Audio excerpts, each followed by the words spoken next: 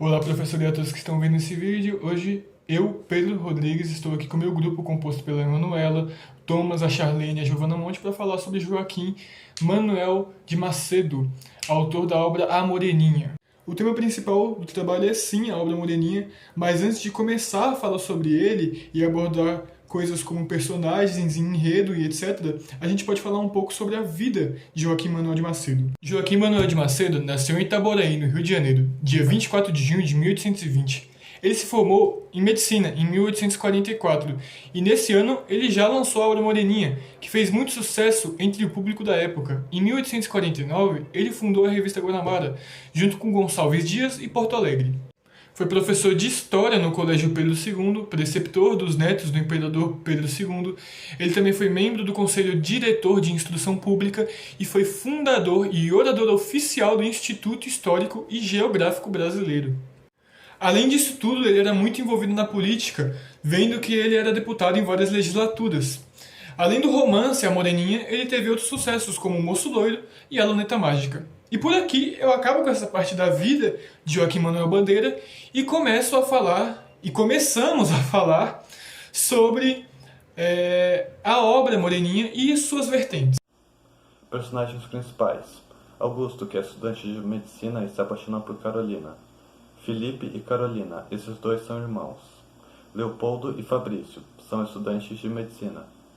Dona Ana, Joana e Joaquina, são parentes próximas de Felipe.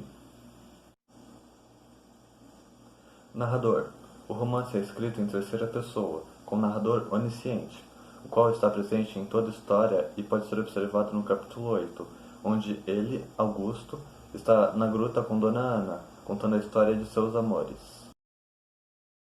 O enredo da história. Na cidade do Rio de Janeiro, no fim da metade do século XIX, 4 amigos estudantes de medicina fazem uma aposta. Um deles era Augusto, um jovem que era namorador e inconstante no amor.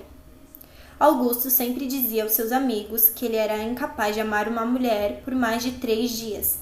Felipe, um de seus amigos, convida ele, juntamente com seus outros 2 companheiros, Fabrício e Leopoldo, para passar o final de semana na casa de sua avó em uma ilha.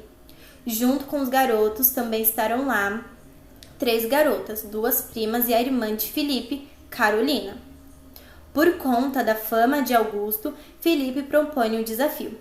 Caso ele consiga se envolver com alguma das garotas por mais de 15 dias, ele deverá escrever um livro contando sobre essa paixão. O desenvolvimento da narrativa se dá na maioria das vezes na ilha onde a avó de Felipe mora.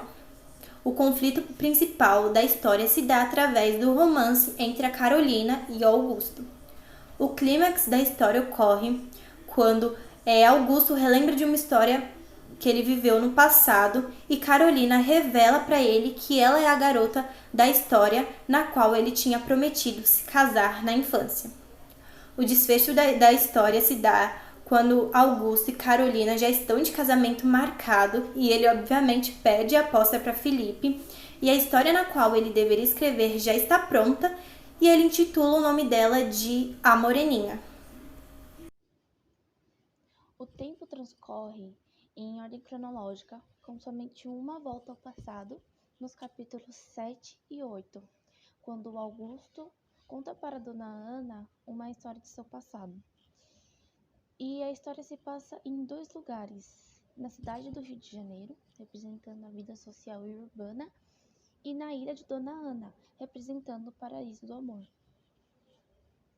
Bom, a pergunta pelo MK é: o bom mocismo ajuda ou atrapalha nas relações amorosas? O meu grupo, na nossa visão, a gente não vê Augusto como o bom moço, porque tiver algumas situações ao decorrer do livro não fazem como tal. Dando alguns exemplos, no início do livro ele faz uma aposta com os amigos, onde se ele se apaixonasse por uma menina por mais de 15 dias, ele escreveria um livro sobre isso. Durante um jantar onde ele é exposto pelo amigo, ele explica para as mulheres o porquê que ele acha que o amor dele é inconstante. Ele ama uma pessoa só 3 dias e depois ele quer amar outras.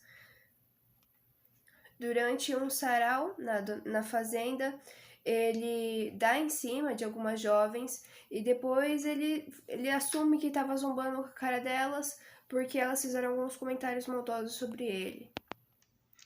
Então ele é sim visto como como um mau moço, de certa forma, se podemos dizer isso. Ele não é um personagem ruim, ele fala que ele assume que ele é inconstante, que ele não gosta de se prender a ninguém, ele não engana, não ilude nenhuma mulher. Mas no final do livro, a Carolina quase não ficou com ele, porque falou que ele não honrou a promessa que ele fez à menininha. Se ele fosse um bom moço, talvez isso não teria o prejudicado. Então, respondendo a pergunta polêmica, ajuda ou atrapalha? Eu acho que, de certa forma, ajuda o bom mocismo. Porque um bom mocismo fez ele ficar com uma reputação meio manchada entre as garotas e tal. E ele quase não estragaria a promessa que ele fez pra menininha, sendo desse jeito. A conclusão nossa é que o livro foi muito bom, nós gostamos muito de lê-lo, gostamos muito da história. Agradecemos o professor pela oportunidade que tivemos por lê-lo e conhecer mais sobre o autor e sobre as obras dele, que são muito legais, e nós pretendemos lê-las no futuro. Obrigada.